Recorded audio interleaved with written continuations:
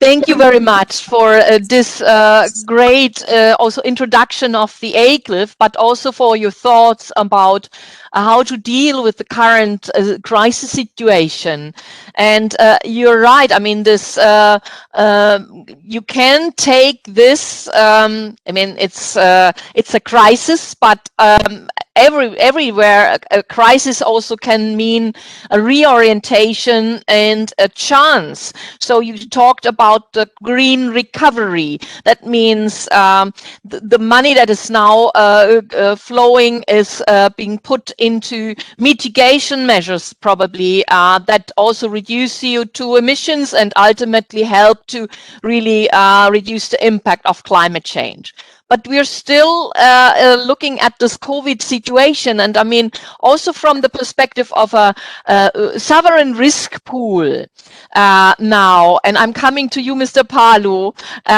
What are the thoughts within PICREEC? Is there a way out? Is there any kind of ideas? Any new tools being developed, or can you give us some insights into PICREEC situation with regard to COVID-19? Thank you. Let me start by sharing a snapshot of the company, the Pacific Catastrophe Risk Insurance Company, before answering the question specifically and also the question that were provided before. The company was established in 2016 after the approval granted by the Pacific Finance Ministers in 2015, and is based in the Cook Islands. The basic rationale principles of the establishment were shared by Vinel, and I do not intend to repeat them. The challenges faced by Fiji are common across the region.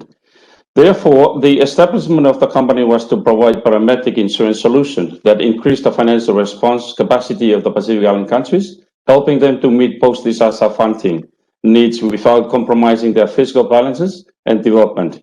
The insurance provides cash payouts to insured governments within 10 working days after a qualifying earthquakes, including tsunamis and tropical cyclones. The company is currently developing, this is more like related to the questions being asked, developing a rainfall product covering flood and drought, and is expected to come out to the market next year. Again, the company is also currently working in amending their laws to also provide non-parametric products. And this is an effort to transform the company to meet the need of the countries. Related to COVID and the questions provided before, I think it is fair to say that countries in the world were not prepared for COVID-19. In the Pacific, policymakers were in a shock mentality when COVID-19 started spreading to the region. Fear of human crisis increased, escalating governments' financial anxiety, whether they have the cash, the instruments, systems, processes, and institutions to tackle the pandemic if it reaches their source. To date, there is a low number of COVID-19 cases relative to the rest of the world. All the financial effects have been huge, as you heard from Vinel. The impact could have been so severe in the region if policymakers were slow to act. Statistically speaking, COVID-19 has shown that timely actions help flatten the curve. COVID-19 still pushes many people into hardship and poverty across the regions, leaving many people more vulnerable to other disaster-related shocks. All governments in the regions offer physical and monetary stimulus to avoid economic collapses. Spending in record high and revenues falling, resulting in no fiscal capacity to respond to natural shocks. The available funds have shrunk, and accessing to credit, which is a key lifeline in crisis, is now more constrained, making it more important now for countries to focus on preparedness and building resilience to mitigate future risk. COVID-19 was unpredictable, and the future development of the pandemic is uncertain. When it comes to natural disaster, with the help of technology, cyclone, for example, is predictable. Therefore, government has an important role to play, and that is to protect its people. For that, I'm thinking of a rainy day saving solutions, which is fit well with climate, disaster risk finance, and insurance natural considerations, and what the current thinking of and the current offer by the company. Three key reasons come to mind within the rainy day solutions. First, be prepared. It would be great to know when and where we will need cash in the future to avoid such uncertainty. We do not know how COVID-19 will develop and when the next disaster will strike. nor do we know how many regions or people a disaster will affect. But we know something will happen. So considerations such as how much money we will need immediately or how we will spend it and on what make regular budget planning a challenge. Being prepared by having saved for a rainy day can help risk. I'm speaking from an insurance perspective. Second, act quickly. Act quickly save lives. Early actions helps reduce the negative impacts of disasters and crises. However, government's resources are depleted day by day, and an absence of saving may worsen any crisis. Countries across the world are eating into fiscal reserves, reallocating budgets, and borrowing, thereby worsening their debt situation. Setting money aside in a rainy day fund, such as in insurance, will help governments to have the means to act quickly. Third, respond. A reactive approach is expensive and can cost lives. It is often said that it is easier to prevent than curing a disease. Preparing in advance requires thinking about how to manage financial costs before those costs materialize. Developing a financial protection strategy that guides the idea of putting aside some rainy day funds would be a source of quick liquidity. Rainy day funds, however, are not an all-in-one solution to cover any costs of a crisis or disaster. A risk layering approach, which combines different sources of funds to ensure cost effectiveness, is important. Though it might be too late to buy insurance for COVID, we can decide how to transfer future pandemic and disaster risk, access capital markets, put contingency credit in place, and effectively mobilize donor aid. These are issues that the company are currently having the conversations and considering developing further products to mitigate those risks and also to meet the needs of the country. It is sensible that lots of financial needs, the more likely the risk transfer is needed, which is in turn requires solid scientific and economic data to underpin the appropriate mechanisms for transferring funds. I see the company could play a role in supporting this at a regional level. However, I expect there will be a lot of effort put into global pandemic risk modeling and potentially a global approach to measuring and monitoring the risk. When COVID-19 hit the region, some countries also hit by a tropical cyclone called Herod, as Vinal alluded to in his remark. At the same time, the countries that had invested in combinations of disaster risk finance products had more financing flexibility, while many utilized the contingent budget and credit facility provided by the World Bank, like the CAT-TDO, the ADB Disaster Risk Finance Facility for COVID response, despite them being mainly considered as a natural disaster and climate-related product. The downside of things was when the TC Herod hit, that some countries had already drawn down on their available funds, and therefore there were caps relating to disaster relief. For instance, Tonga, on the other hand, had put in place both a contingency financing product and a sovereign parametric policy for cyclones, and as a result had the ability to respond to both events. In addition to this, Tonga Cyclone Parametric Insurance product is designed to provide flexibility in supporting the government's budgetary needs, which means that while the trigger is linked to the occurrence of a cyclone, there is an ability to utilize the funds in a wider range of ways to best meet the needs of the country. This means that Tonga could decide whether it wanted to apply all its funds towards cyclone response or also consider wider needs resulting from the challenges that dealing with both a pandemic and a natural disaster created. There are early signs of a La Nina developing here in the region. This is amplified the risk of natural disaster, and the company is now becoming more important in terms of enhancing countries' preparedness and readiness by trying to work with relevant parties in building models that better suits their situations, and more importantly, to better understand how disaster interact with ongoing stresses and then co-develop new tools to support clients to manage such risks. For countries in such higher risk regions, monitoring risk, revisiting plans, and having financial protection in place is even more important than ever. Thank you so much, and happy to answer any questions. Thank you very much, Mr. Palu. That was really a very rich answer, but I just see that you had a lot of, let's say, reflections within PICREEC. There's a lot of new developments going on, and you're enhancing the range of products. I also found it interesting that you said you have also non-parametric products coming up, because that also caters for the very specific needs of the different countries. And as we have learned from Michael Hagenlocher before in the study, that every country has very specific characteristica and requires a very detailed look. The risk layering approach you also mentioned, and you mentioned also the issue of how to act under uncertainty, being prepared, and I think the preparedness is a very strong aspect here. Thank you very much. I see questions coming in, but before we come to the questions, and I have them on my radar, I would like to give the floor also to our other dear panelists.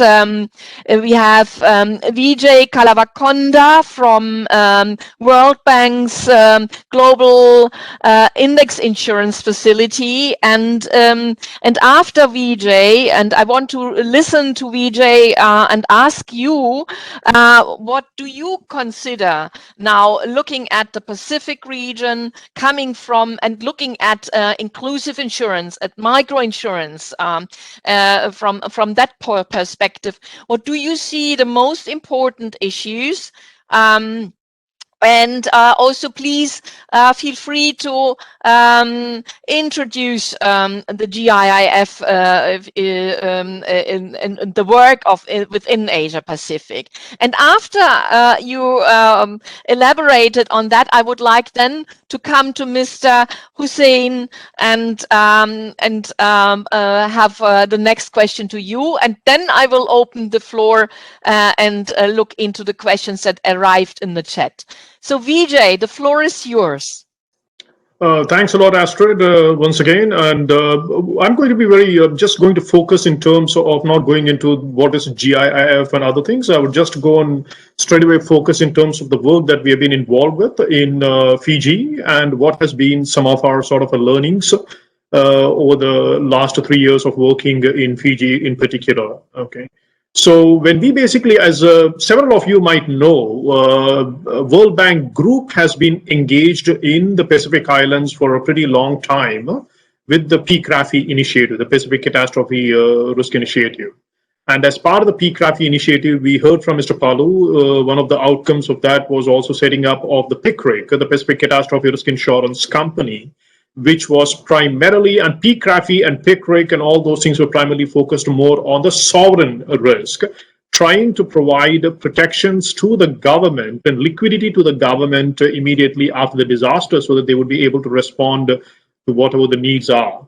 What IFC did is around 3 years back, around 2016, we basically started an engagement looking at the Pacific Islands in entirety, but then decided to zero in and focus on Fiji to start with, because we wanted to look at only the non-sovereign risk or the private sector risk, because we don't want to be at the risk of duplicating the work that the World Bank has already been involved in working on the sovereign part of the thing.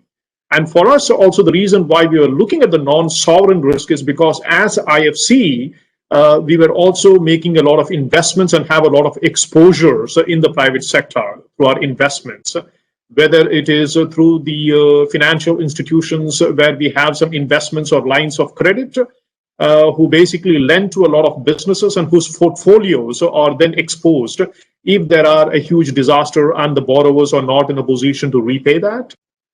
Similarly, we have interest in developing the retail markets in several of these countries, so that we can contribute something in developing the retail markets. So hence our focus as IFC has been trying to look at more on the non-sovereign risk and the private sector risk. As part of this effort, we were basically looking at two potential interventions that we could do in Fiji. We looked at the retail sector, which is typically the households, the homeowners, and other types of sort of risks that we could look at and try to find some potential solutions. And the second one was looking at more the institutional type of clients, which could be the financial institutions, which could be large agri businesses and others. For example, we were also looking at one stage working with Ben traders in Fiji who were having a huge agri-business, basically, aggregating agri-produce from more than about 100,000 plus farmers in collecting their agri-producers, but then they were also exposed if there was going to be a major sort of a cyclone or a drought, that they would be exposed as well. So we are looking at two different set of clients. One was a retail client and one was an institutional set of clients. And that's where we basically looked, and we invested a lot of our time and effort on the technical aspects in terms of designing the appropriate product, pricing the appropriate product, looking at the insurer's ability to basically underwrite those risks, and what are the concerns of the insurers to basically underwrite those risks. Those were the type of things that we basically focused on. And so what has been our experience as a result of that particular journey of more than about 3+ years? I'm going to quickly summarize. There are several issues and challenges, but I'm going to be summarizing, some of the big picture one, the four sort of a main.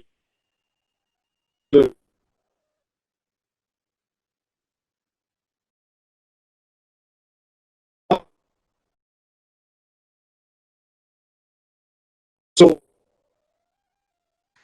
Vijay, you're breaking up.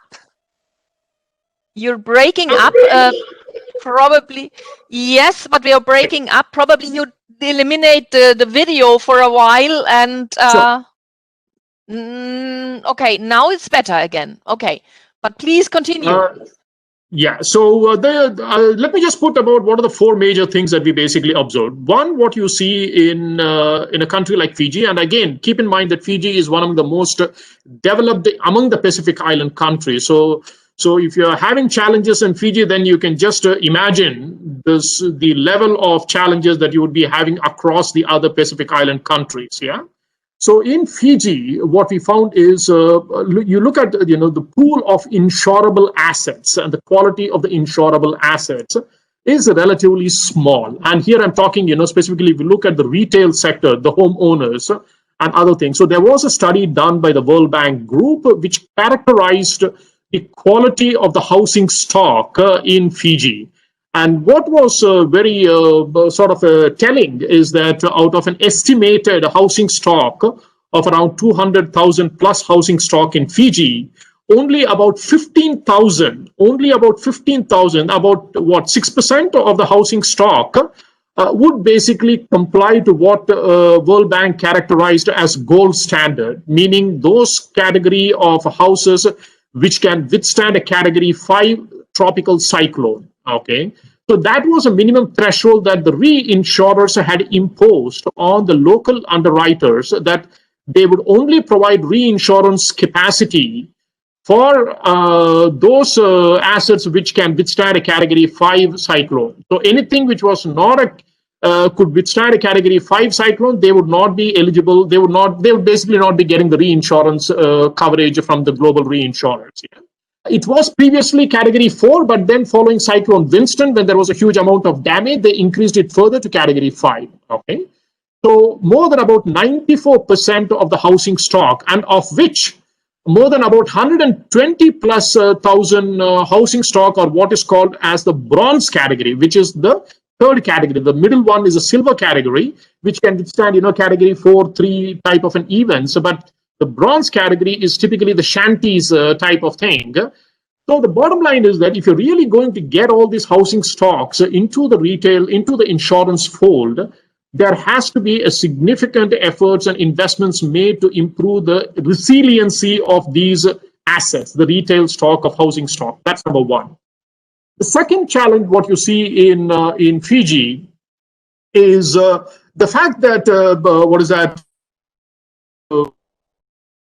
or the increasing climate change risk. I think we saw from Vinil's presentation earlier that between 2016 to 2020, over the last 5 years, there has been a significant increase in terms of major disasters that we have been seeing in a country like Fiji.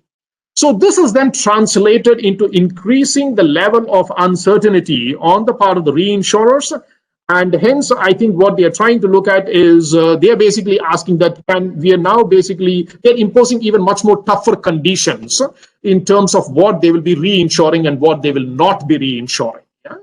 So this is basically leading to a level of conservativeness on the part of the reinsurers, reduction in underwriting capacities from the insurance company's perspective, reduction in the reinsurance capacity from the commercial reinsurers, and hence I think literally a contraction of the insurance and reinsurance market, particularly when it comes to disaster related risk. So that's the second major sort of a thing that you're basically observing in the one is there is the affordable rates. Yes, there is insurance available, but then are they affordable? Okay, so this is then translating, because when we started the project in 2016, the SMEs were still able to get insurance covers, that they were able to still afford, the premium rates were still affordable. Now what we are hearing over the last couple of years, a lot of SMEs are also finding it challenging. The small medium enterprises are also finding it challenging to basically get insurance at an affordable rates, because the insurance rates have been increasing in a big way. So what you're seeing is that this has basically led to an increase in insurance protection gap, okay, in Fiji. And I'm saying that Fiji is in a microcosm. Then you look at the entire Pacific, you multiply it by X. That is the challenge that you're having in the context of Fiji, in the context of Pacific. And the final point, this goes back to some of the things that Vinil also alluded to. I think, in 2016, government of Fiji could still step in and become, quote unquote, the insurer of the last resort. Government of Fiji, the FNPF, the National Provident Fund, and everyone could step in and be a little bit more generous and be more responsive in terms of addressing the needs of the population. They came out with this huge a home for all initiative type of interventions. They spent huge amount of fiscal resources and everything else. Does a country like Fiji, and again keep in mind, Fiji is one of the best and well-managed, fiscally well-managed country in that particular region, and can Fiji afford to basically be dealing with a next Winston type of an event? That can it have the resources? I doubt very much, because particularly following the COVID as well, they have already maxed out whatever fiscal headroom that is there. Okay, even any shock that will come in, and if the government has to step in terms of responding to that, it is only going to be at the cost of A, increasing fiscal deficits, and B, with a potential risk of sovereign risk basically getting downgraded. Because there was already a study by Moody's, which was done back in 2016-17 after the cyclone Winston. And the Moody's report very clearly highlighted that one of the biggest threat to government of Fiji in terms of sovereign rating is a disaster risk. Okay. Now, God forbid, with the COVID situation, and if there is a, potentially again another disaster, it could only be at the cost of sovereign risk rating. So let me stop there, and maybe I think hear what others have to share. Thank you very much. Rich information. I would like to pick on one of the issues and relate it to the next panelist, Mr. Hossein. Vijay, you mentioned the topic of affordable rates. You mentioned also that among other issues like the challenge to get reinsurance interested and in. You mentioned also to look at small and medium-sized enterprises. We know that the V20 group is currently working on a sustainable insurance facility that looks into micro, small and medium-sized enterprises. And I think this is a very, very important sector you've mentioned right now. And I'm turning and looking to Mr. Hossein as the question I would have is, looking into your role as a development bank, you're a key actor in enabling an economic environment here. And when you look at the small entrepreneurs and the risks that hit this sector, how can you or would you encourage and ensure that the risks are covered. And I would like probably to pull in Josh later on, because I know that you're also somehow connected to the SIF, the Sustainable Insurance Facility, and that might give some, let's say, connection now in the discussion. Please, Mr. Hussein, I would like to give you the floor. Thank you. Thank you for that question. I think I totally agree with Vijay in terms of affordability, especially to the SME sectors. Just a bit brief background on the banking sector, especially talking from a development bank perspective. The development bank hold a bigger chunk of SME clients' bank portfolio. So what really happens, I think this sector usually have a lot of challenges, and I think Vinny has mentioned a lot of challenges in terms of the natural disaster and now COVID. I think it has brought a lot of social, economic and financial challenges to these SME sectors.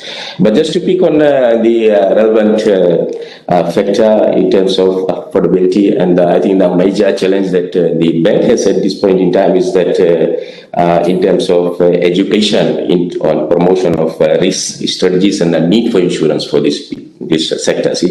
So what really happens, I think, in terms of education, this sector is more really do not wish to pay or do not really have that affordability or cash flow to pay for the insurance to mitigate the risk of natural disaster. I think it's if you talk in terms of collaterals, I think the bank is able to pay for the insurance, but we lack insurance in terms of crop and other insurance to cover for the cropping. But in terms of the solutions that we have, what we do for our SMEs, when we do provide them funding for development or in terms of working capital, we factor in the insurance portion in the project cost. So really what we do, we pay the insurance on behalf of these customers, on behalf of this sector. So what we are trying to do, we are also trying to help these customers and also mitigate the risk for the bank. So I think this is factored in the yearly repayment. So that we pay pay them in advance, and then they pay us slowly in terms of yearly repayment or monthly repayment. So what really happens is that though this sector may not have a future cash flow or may not have the ability to pay, so the bank from the development perspective try to help them to factor these things in the repayment. So slowly they will pay us back. But what we do is that we are trying to mitigate the risk from the development perspective that in future or in case there's a risk of disaster, the sector is covered and also the bank is covered. So I think those were some of the things like what we undertake, and the approach is also likely to reduce the need in terms of future repayments. What in terms of disasters, we also look at concession notes to them. Like sometimes I think we have a lot of disaster like COVID has also, now most of the sectors are asking for more loans or for more disaster assistance than we do. So what we do really that we have some funding that we also provide them at a low interest rate, and so then they provide and we provide the necessary working capital for them to continue with the business. So basically that's it. What I leave it at there, and I'm able to answer any other questions from the panelists or the participants.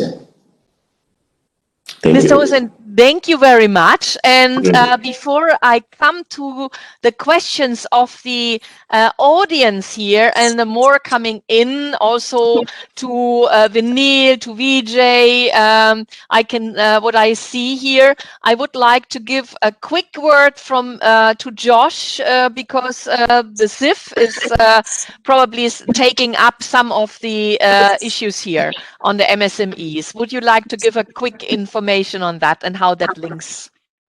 Thanks, Astrid. Yes, definitely. And I think as we've spoken about all the different hazards that are affecting the Pacific region now, it's really a matter of how do we design the solutions. We've mentioned the macro level solutions, or perhaps there's sub-sovereign solutions as well. And what are the different sectors of the economy or the populations within these islands that we need to protect? And so MSMEs are a very important part of that.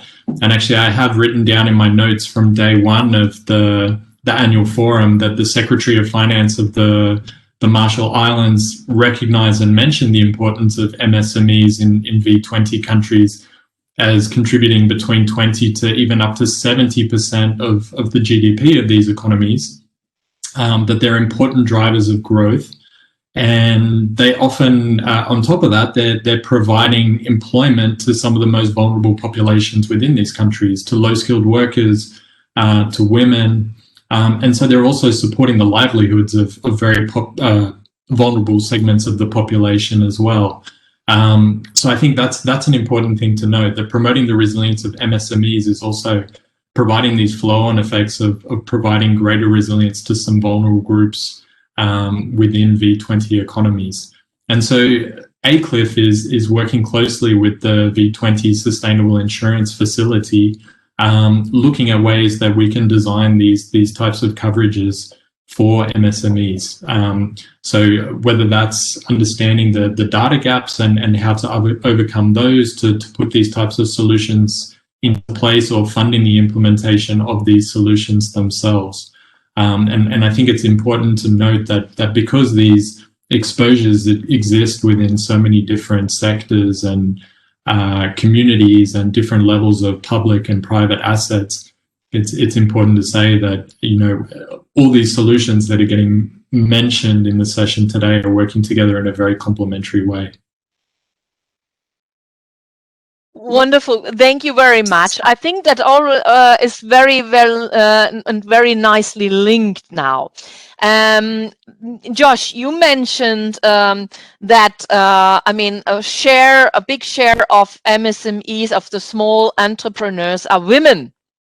And we have a very nice question in the chat on that particular group of the population. And this comes from Tuga, from our colleagues here. So gender has been mentioned by you, Josh, also earlier. And Vinil, you also mentioned a target of 50% women inclusion within the microinsurance initiative. So probably you have followed that the InsuResilience Global Partnership in this week has launched, soft launched, the Center of Excellence for Gender Smart Solutions. And if there is a wish list, she writes, that the panelists can task this center with working on to help them achieve their gender goals. Is there anything you would need from the center to support you achieving the gender goals? I mean, be it research, be it action, be it capacity building. We also, with the Center on Excellence, are providing fellowships for regulatory authorities on gender. So is there anything you could ask or you would like to ask the service of the center? Vinil, probably, and Josh. Thank you, Astrid. I immediately took note of that point as it came onto the chat box. And yes, we have read about it. In fact, my Minister for Economy during various previous InsuResilience discussions had highlighted the fact that this is an important platform through which the Fijian government can enhance its gender-centric insurance solutions. And more importantly for Fiji at the moment, I was actually going to be answering some of these things in subsequent questions that may come up, was the fact that data is a major limitation in Fiji in general with regards to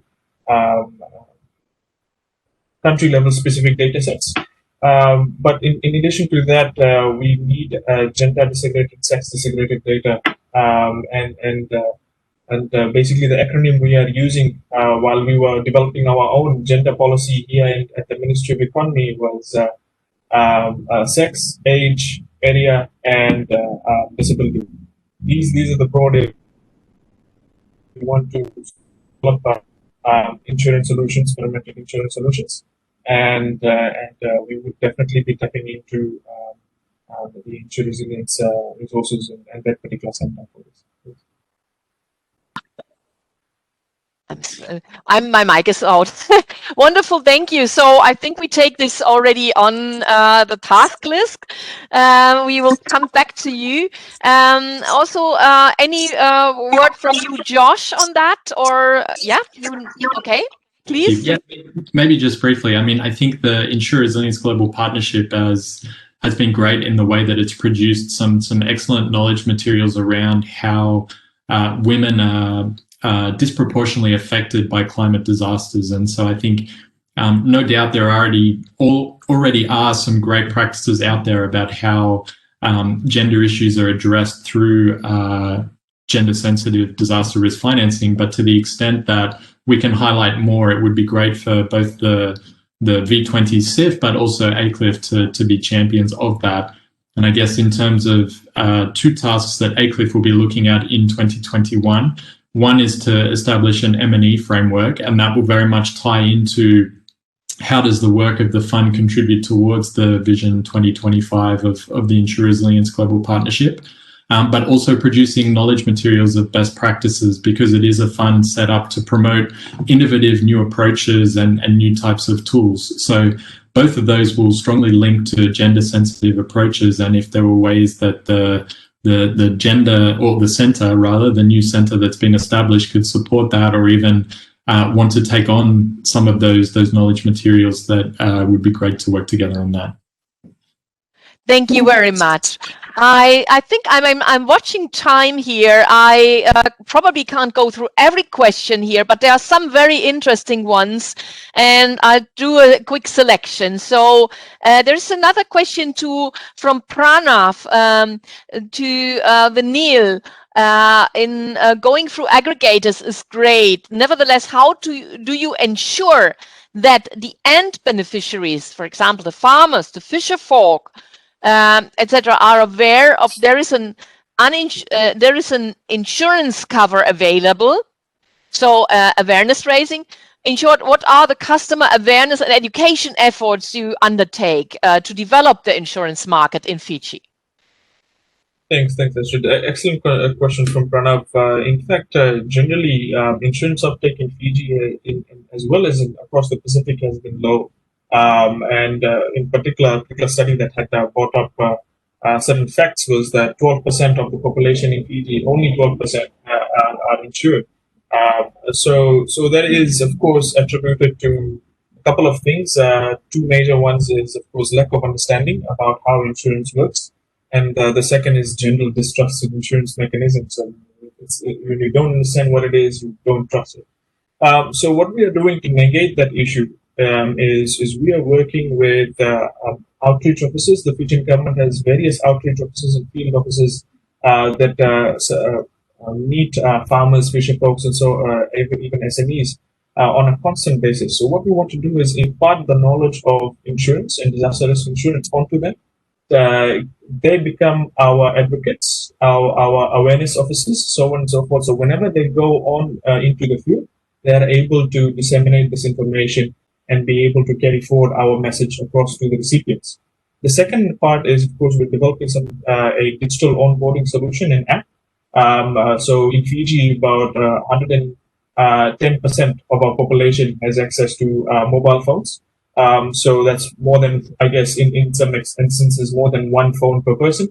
So, of course, we want to leverage on that. And we are developing mobile apps and digital apps that we can directly communicate with these recipients.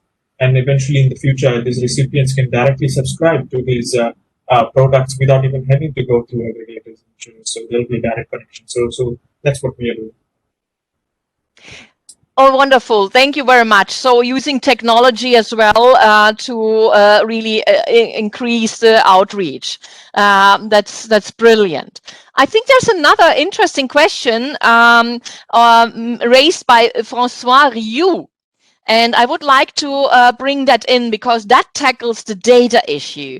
I just don't want to neglect another question by Pranav to Josh, but I think you should link directly to Josh on the access of the funds here for the different countries. So I would like to encourage also to link outside of this room. But now coming back to the question of Vincent Rioux, and this probably to all of you, my dear panelists, here.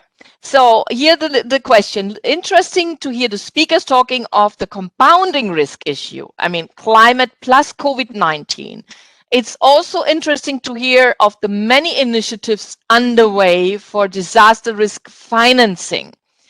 To what extent is data and risk analytics in this current format supportive of this holistic view of risk, and what are the gaps? Interesting, because that goes into the intersection between, for example, climate risk, the pandemic risk, or the broader range of risks. So is there a first reaction from you, from my dear panelists?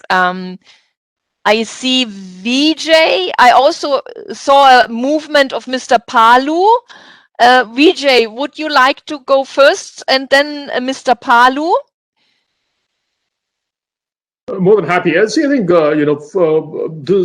my view on this whole risk analytics and data piece is that this will be a continuous and a continuously evolving process.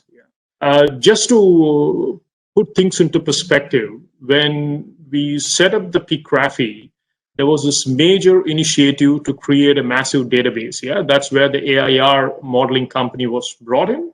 They did a huge cataloging of both the exposure data as well as the disaster data for quite a long period of time.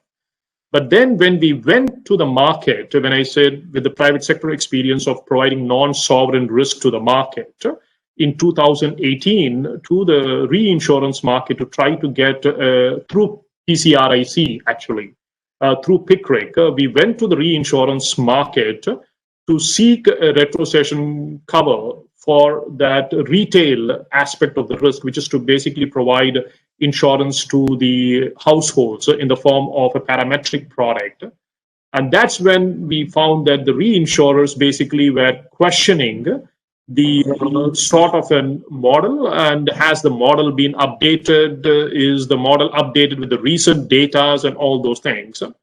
So once when again AIR basically went ahead and further redid the model and then came back, they already found that the reinsurance prices started racing with the new additional data that was basically brought in and new tweaking to the model that happened. What I'm trying to illustrate through this particular process is that I don't think it's going to be, you can ever draw a line and say that we are there in terms of risk analytics or data or any of those things. This is going to be a constantly evolving process, So yes, I think today what we do have is separate models. Maybe I think even for COVID, I think a lot of models have come up more now after the COVID. Okay, people have started trying to see how they basically capture this. But that's again looking more at the macro side, what happens with the health pandemic and what happens. So to go and try to see have you been able to translate that in terms of risk analytics and being able to come out with identification of insurance or other risk financing type of solution. I think this is going to be an evolving. It's going to be an imperfect model, but it's going to be an evolving model. I don't think we can say that. So it will have to continue. It will continue to grow over the next 10, 15, 20 years. And whoever is invested in it, and I'm sure that even PCRIC, I think Mr. Padu can basically allude to it. I think there has already been discussion with them that to basically start looking at basically owning the risk model rather than outsourcing it to a third party like AIR, and see how they can continue to improve and build upon those type of models as well. So let me stop there. Thank you very much. Mr. Palu. Thank you, Astrid. I think I couldn't agree more with Vijay. When it comes to data, it's more like an evolve space in terms of collections and analysis and all that. So, but the current situation here in the Pacific, I think there's a big gap for exposure data, in particular the detailed assessment of assets in terms of locations, building qualities, vulnerability to particular hazards and replacement values, etc. So there had been some significant efforts in the past to collect this data under the Epigraphy project that mentioned by Vijay, which is an initiative started by the World Bank and the Finance Minister of the Pacific since 2008 up to 2013 until it formalizes the establishment of the company, which resulted in the first catastrophe model being built for the Pacific regions. That gives countries the first opportunity to purchase insurance against tropical cyclone and earthquakes and tsunami, as I alluded to in my earlier remarks. But this data set is now out of date. It must have changed. This exercise was complete, I mean, since its completion, I think maybe 10 years ago. So we need an update, and the company are currently working with the bank and also the Pacific community, or SPC, we call it here in the side of the world. We are working closely with them in terms of taking the lead to update these informations. So, but it is also clear that natural hazards as a cyclone is a changing event due to climate change. So we have seen the severe cyclone and frequency of cyclones. So in terms of trying to understand the science, and we have to improve the estimations of frequency and severity of potential disaster events. So when it comes to data, it's really important for us now.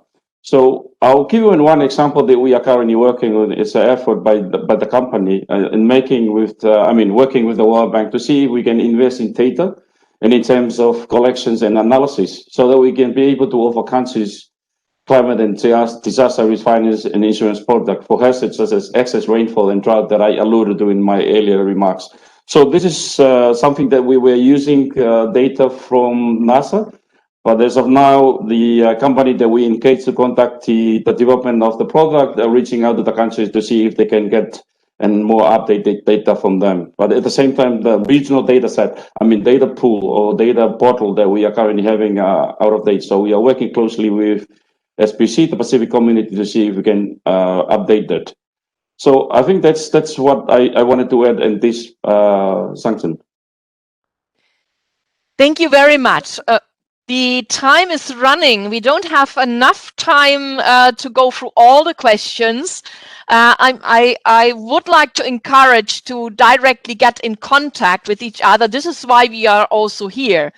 With regard to the data, I would like to raise attention to a recent work the Insurance Development Forum has done and the Risk Modeling Steering Committee on basically work also to create a global risk modeling alliance to provide data to governments to have, let's say, access to data improved and also to support here. I think they also will go to work in the COVID-19 arena, and that I think might be interesting, and I would like to just encourage that to look whether we can benefit. I mean, in the people in the Pacific region could benefit from such an alliance, from such an initiative. If you want to get in contact with this group, Tuga Alaskari from our team is in this working group, so we can support here that there will be a deeper look into the Pacific region, and we can try to connect. Yes, no time for any further icebreaker anymore, no polls anymore. I just want to have a last question to you, and this will wrap up basically the session before we really close. And I would like to have a 1-minute statement by each of you, dear panelists, on how can we all combine our efforts to improve the resilience of the vulnerable people to climate shocks.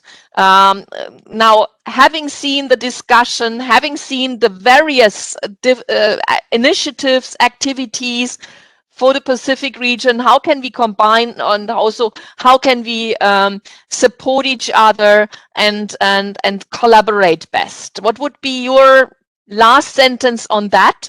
And yeah, I would like to start with, let me look. We haven't had another question for you, Mr. Hussein. Probably you would like to make your point, make your strong statement here, looking from the side of the development bank. Please, Mr. Hussein.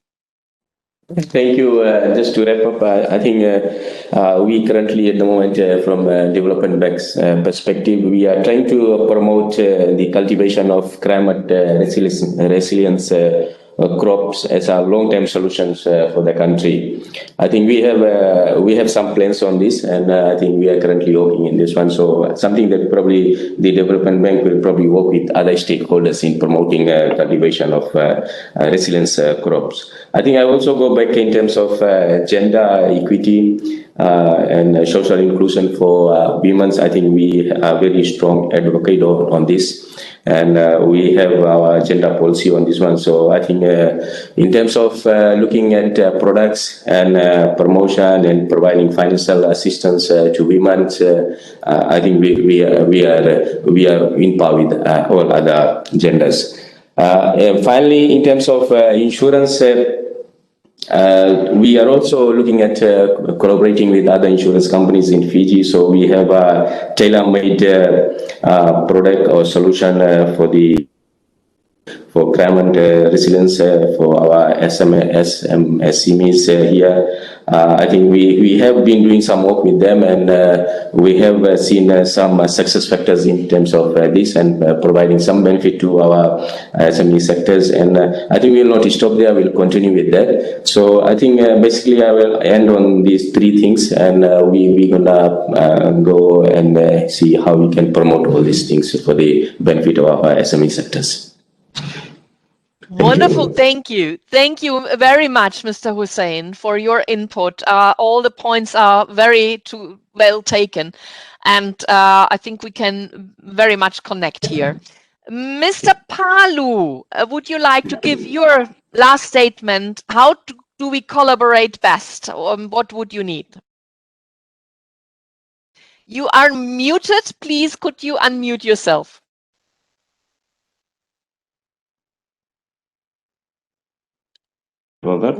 Yes, now we can hear you. Wonderful. Thank you. All we have to do is strengthen partnership. For me, strengthening partnership is a key element in the resilient building equations, or the development of a prepared mentality within countries that collaborate with all stakeholders. As a CEO of the company, the Pacific Catastrophe Risk Insurance Company, my job relates to how collective knowledge and expertise can contribute to policy design that addresses key disaster challenges and the regional climate change and disaster risk agenda, so as to ensure that Pacific Island countries' interests and needs are taken into account.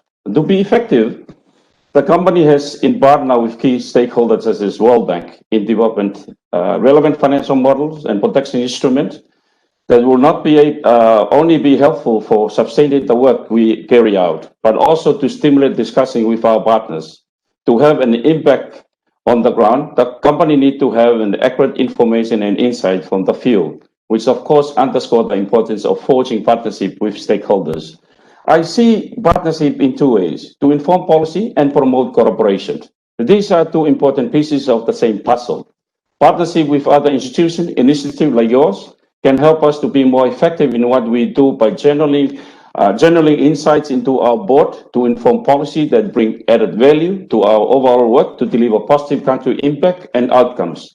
Our partnership will also be invaluable to shape and feed into knowledge agenda. For the knowledge base, it can only be strengthened through diverse voices, facts, and opinions. Right now, the current crisis makes things clear just how important it is to have these two elements. We will need more collaborations, and more evidence-based policy making if we are to succeed. So strengthening our partnership with all stakeholders, that's the most key important for me. In terms of business management, I'm sure we can do that within our own expertise, but managing of stakeholders, that's a key to be success going forward. Thank you so much, ma'am. Thank you very much.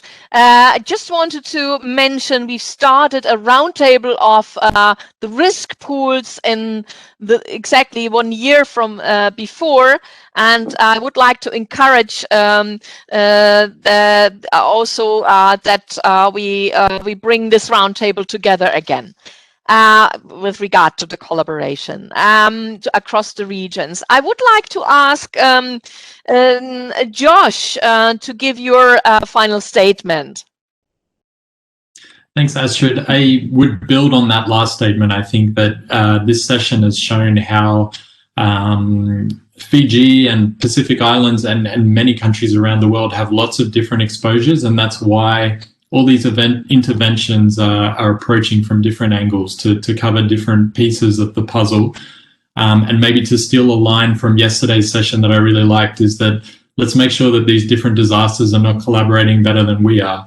So it is a matter of working together.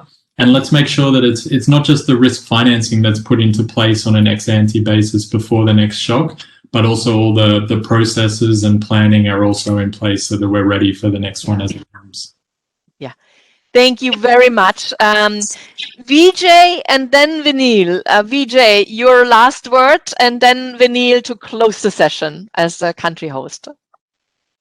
Thanks, Astrid. Astrid, the way I look at InsuResilience and the InsuResilience Global Forum, it's like what happens within the World Bank and IMF on an annual basis, during our annual meetings where we bring in a lot of people from across countries, interesting debates, interesting policy discussions, interesting convergence of view and what is to be supported. I think InsuResilience and the Global Forum provides that sort of a platform. Maybe this year it has gone virtual, but looking at the future, I think this is a forum which brings together all the developmental partners together. And I think we need to leverage this platform more effectively.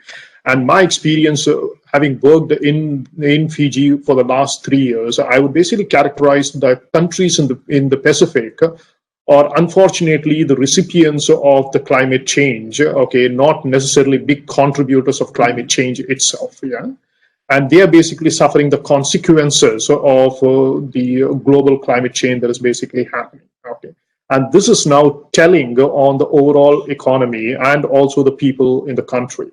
So I think we should try to see how we could use the InsuResilience Forum and reaching out to the various developmental partners to broaden the support to the Pacific Island countries, which goes beyond support to the sovereigns, because yes, I think the development partners have been very generous in terms of the PCRAFI, the PCRIGs, and looking at the sovereigns and trying to provide insurance and other types of protection solutions.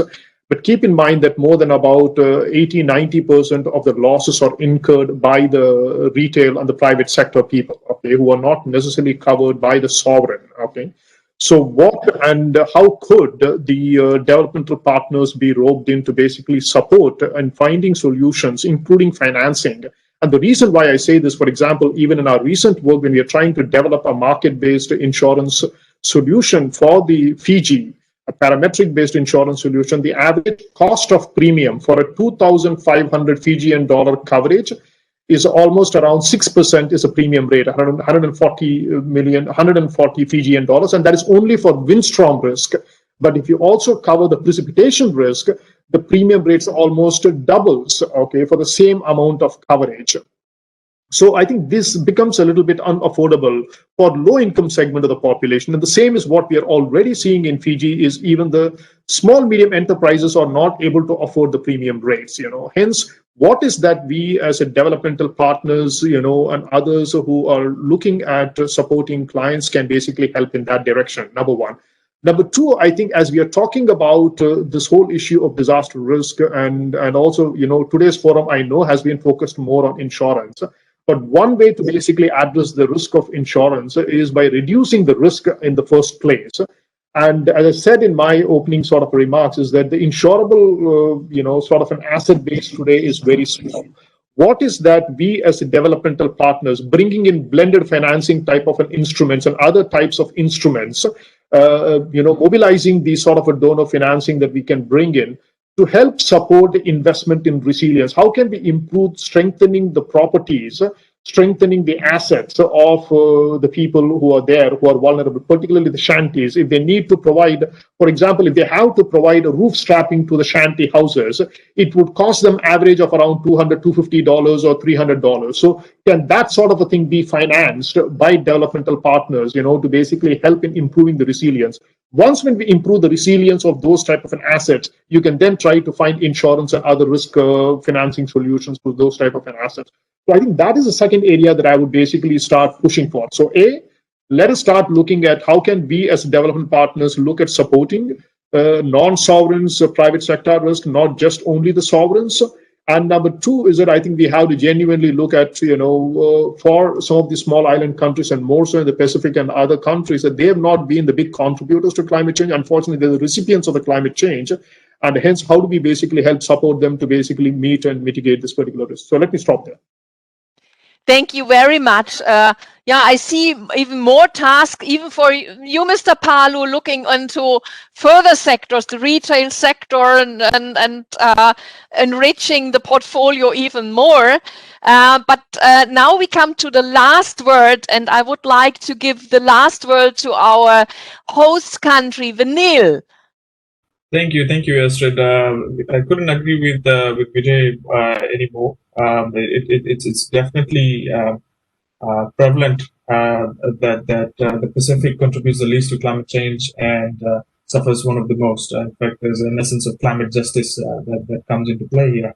I just wanted to mention or highlight just very quick facts. 2020 is projected to be the third highest, or rather third hottest year on record, and of course the past decade has actually been the hottest. So climate change is going to be a major problem. It will continue to worsen, and the impacts of climate and natural disasters is definitely going to increase further.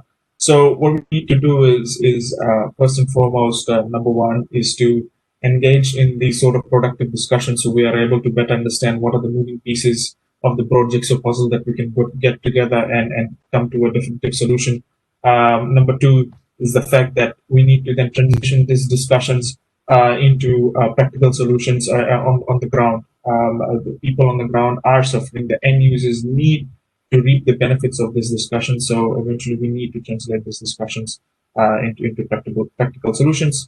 Number two is the global fiscal situation at the moment. As the world recovers from the economic wreckage of COVID-19, we need to be mindful of the fact that smaller developing states, in particular Fiji, will not be able to bear large-scale sovereign payments and risks on its own. So we need to start thinking about how we can pilot initiatives, pilot first, do agile development and scale, so that we are able to better means test and market test products rather than jumping into the deep end and figuring out that it doesn't work. So I'll leave it on these 3 points, but happy to take this forward in further discussions. And thank you for the opportunity to have these discussions with the InsuResilience team and the broader panel. This is excellent, and hope to have more of this. Thank you very much. I thank you very, very much. This was an excellent last word. And we noted so much on additional tasks we can do together, where we collaborate, where we also can support from the partnership side. But I also see that we need to really connect strongly, go and drill down, as you said, discussions, and look into discussions at the ground in the practical solution side. I thank you all very much. So a very special thank you to my dear panelists here that you've really lifted up on, and all these brilliant topics and challenges and the way ahead. And thank you for your time. A big thank you to the audience for listening, for posing rich questions. Not all have been responded to, but we will tackle that outside of this room in the further meeting formats. I also want to do a big thank you to my team here that was until now past 11 in the night working strongly, and over the whole day and the sessions, and still tomorrow. Thank you all. We can meet again at the Risk Talk, where we also can put questions in and discuss. I would like to encourage you here. We have the last session tomorrow from 1 to 3 on impacting lives. This is the closing session, also very interesting. It's the how effective are we with the instruments and how do we impact lives and livelihoods here. And also accompanied by a side event on building climate resilience through insurance, lessons from the InsuResilience investment fund's first 6 years even. Thank you very, very much. Have a wonderful day, a wonderful afternoon, a wonderful night, and I'm closing this session. Thank you very much. Thank you very much, Astrid. Thank you very much, Astrid. And again, as thanks to all the friends at InsuResilience Secretariat as well. Thank you so much. Thank you very much. Thank you. And don't forget to send the link for tomorrow's sessions. Right. Will do. Thank you. Bye-bye. Bye-bye. Bye-bye. Bye. Thanks, Thank you. Astrid. Bye-bye. Bye.